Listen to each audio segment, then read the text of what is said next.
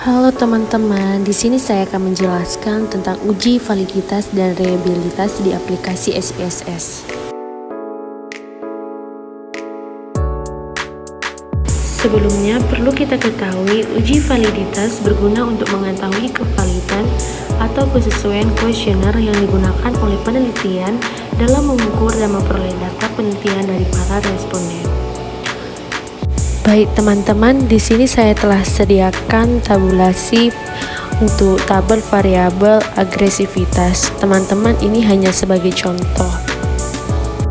Di sini saya menyediakan 44 responden dengan jumlah nilai yang berbeda, yang dimana data ini berisi tentang hasil kuesioner.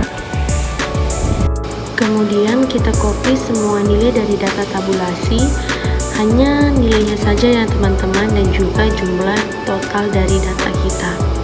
Setelah kita copy, kita beralih ke aplikasi SPSS, lalu kita pindahkan data yang telah kita copy tadi, kita pindahkan di data view ya teman-teman, tinggal kita paste saja.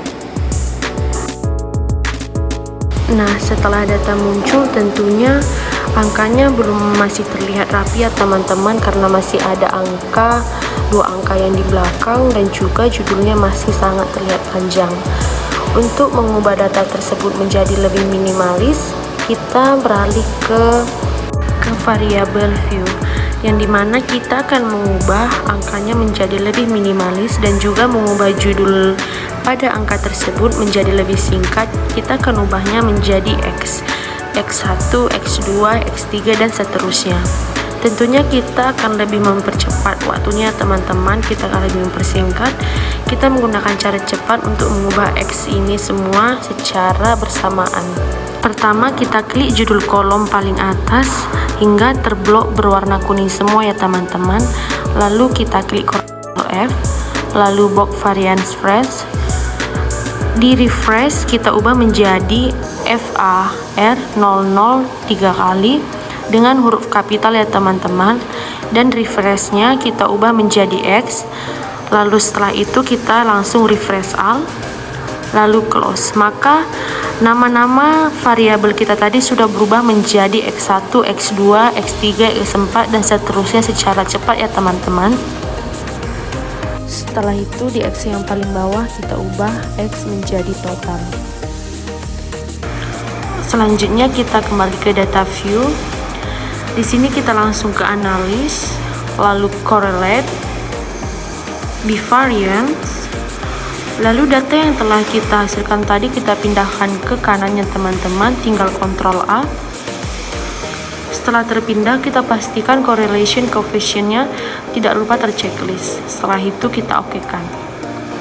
Nah, maka akan muncul output dokumen korelasinya ya teman-teman. Dari sinilah kita bisa melihat valid atau tidaknya suatu data. Di sini telah muncul yaitu X01, X02, dan seterusnya merupakan item ya teman-teman. Dan di sini juga ada percent correlation, yang dimana itu adalah nilai correlation-nya ya teman-teman.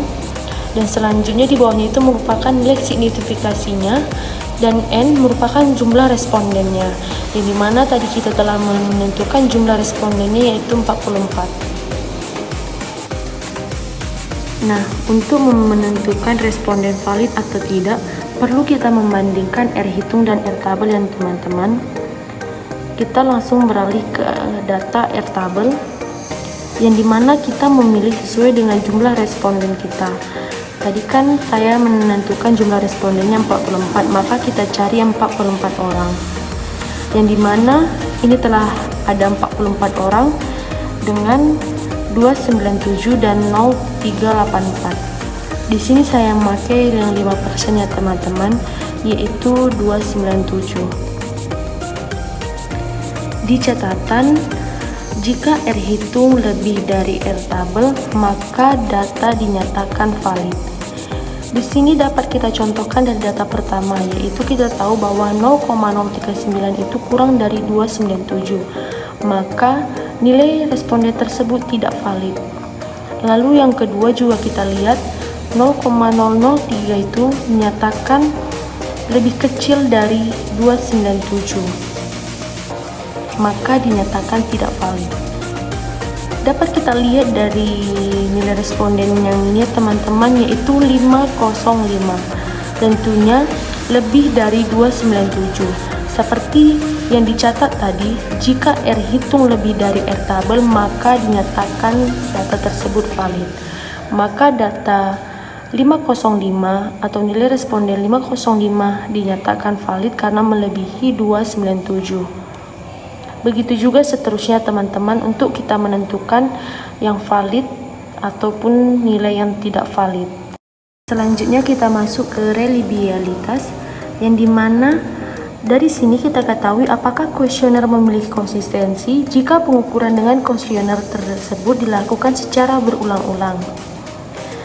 Nah, dapat kita ketahui kuesioner dikatakan reliabilitas jika nilai Corbett alpha lebih besar 0,6 menurut Wiratna Surjaweni 2014. Nah teman-teman, untuk langkah pertama kita masuk ke analis, lalu kita pilih scale, lalu kita pilih reliability analysis, lalu di sini telah tersedia item dan juga total. Di sini teman-teman, bedanya kita hanya memindahkan itemnya saja, totalnya tidak ya teman-teman. Kita blok semua, kita pindahkan item ke kanan, totalnya tidak. Kita ingat totalnya tidak dipindahkan ke kanan. Lalu kita pilih statistik di atas, lalu kita checklist scale item, lalu continue, lalu tidak lupa juga dengan modelnya, model alpha ya teman-teman, lalu klik OK. Nah, seperti yang sudah diterangkan tadi bahwa dinyatakan reliable jika nilai correct alpha harus lebih dari 0,06. Maka data kita tadi ya tentunya melebihi 0,06 yaitu 0,25, maka dinyatakan bahwa nilai data yang telah kita buat tadi merupakan nilai reliable. Sekian dari video saya, terima kasih.